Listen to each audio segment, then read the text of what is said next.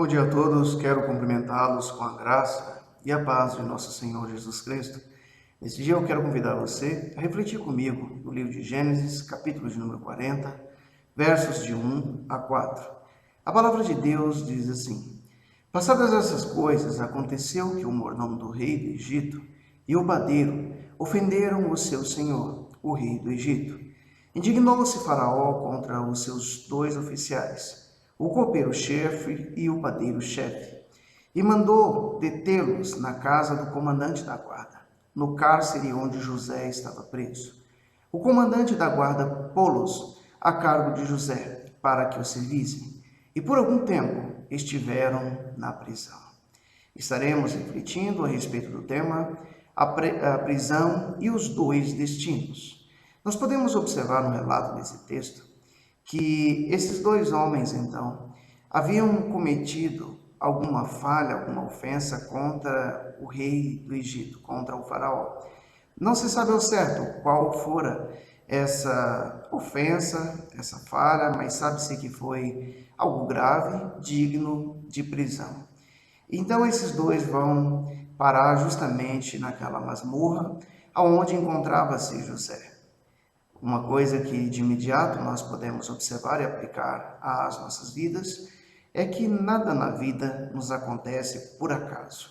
Em nenhuma circunstância, em nenhum momento, nós passaremos por uma situação difícil, complicada, extrema, sem que Deus tenha com isso algum propósito de ensino, algum propósito didático nas nossas vidas. Não então diferente disso, esses homens, ao parar naquele lugar, num determinado dia algo vai lhes perturbar. E não necessariamente o fato de estarem presos naquele lugar. Isso, sem dúvida alguma, já era o bastante. Mas nós podemos perceber que o que lhes vai causar um certo temor, uma certa angústia, é porque ambos, tanto o copeiro como o padeiro, eles, naquela noite, tiveram cada um um sonho perturbador. E ao amanhecer daquele dia, esses homens então estavam perturbados, perplexos com o que tinham sonhado. E o que era pior, eles tiveram a impressão de que ninguém poderia lhes revelar o que seria aquele sonho. E é quando então ambos, cada um, chegam a José e relatam para o José que tiveram um sonho, mas havia um problema. Ninguém poderia interpretar. E em virtude disso, então, o coração desses homens estava turbado, estava angustiado. E José, com a melhor das intenções, vai dizer, ele afirma o seguinte, no verso de número 8 desse mesmo capítulo 40 de Gênesis: Porventura não pertencem a Deus as interpretações? Contai-me o sonho. E então é nesse momento que esses homens vão contar para José o que tinham sonhado, para que José os interpretasse. Ele havia recebido de Deus esse dom. Até aqui nós então podemos perceber que está havendo um diálogo num presídio. Mas eu queria fazer aqui uma pausa e pensar contigo algumas coisas que podem ser edificantes para as nossas vidas. Muitos de nós, na nossa atualidade, temos vivido como verdadeiros prisioneiros, prisioneiros dos nossos pecados, prisioneiros das nossas falhas, prisioneiros dos nossos erros, prisioneiros das nossas atitudes que, na maioria das vezes, são atitudes que não honram a Deus, que não honram a nossa família, que não honram as pessoas que em nós confiam. E então nós estamos vivendo dentro de um cárcere e desejamos ou precisamos, pelo menos, ser libertos desse cárcere.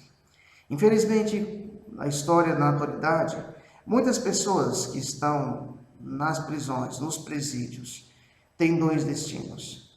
Alguns, muitas vezes, vão sair dali para ser novamente reassocializado à sociedade.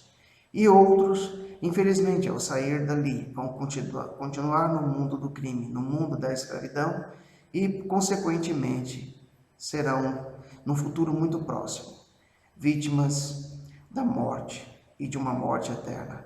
Uma morte que, com certeza, não lhes dará uma segunda chance.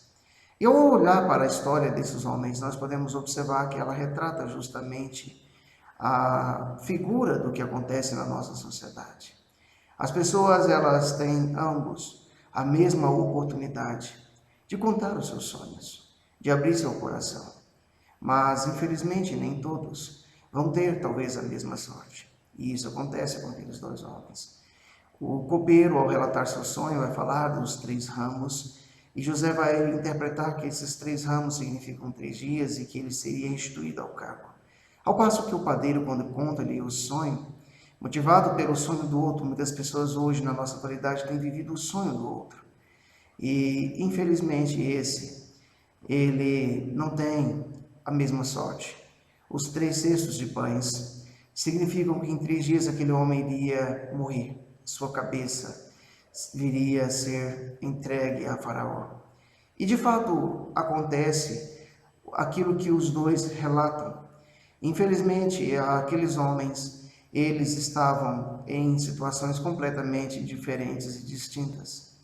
Mas, então nós vamos observar que aquele presídio seria o divisor de água na vida daqueles homens.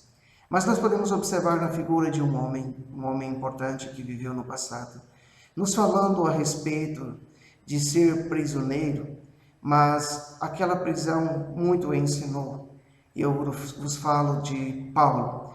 Paulo, escrevendo a sua carta aos Efésios, nos diz o seguinte: rogo-vos, pois, eu, o prisioneiro no Senhor, que andeis de modo digno na vocação que foste chamados.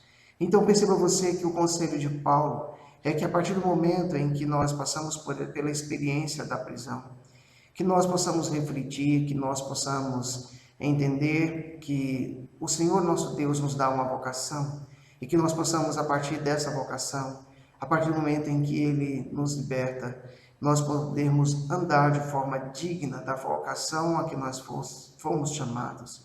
O Senhor Deus não te chamou para ser escravo, mas para ser livre.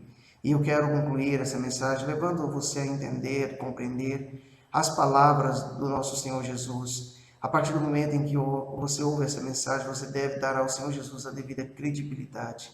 Ele não te quer na prisão, mas Ele quer ver você liberto de toda espécie de pecados. Jesus quer que você creia nele, e o mesmo recado que Ele falou há mais de 2000 anos continua válido para a sua vida. Jesus, Ele disse o seguinte, no capítulo 8 de João, versos 31 e 32, aos judeus que haviam crido nele: se vós permanecerdes na minha palavra, sois verdadeiramente os meus discípulos, e conhecereis a verdade, e a verdade vos libertará. Que a partir do momento em que você conhece essa verdade, você não deseje continuar vítima do presídio espiritual que hoje tem mantido você encarcerado, mas você conhecendo a verdade, permita que a verdade te liberte em nome de Jesus.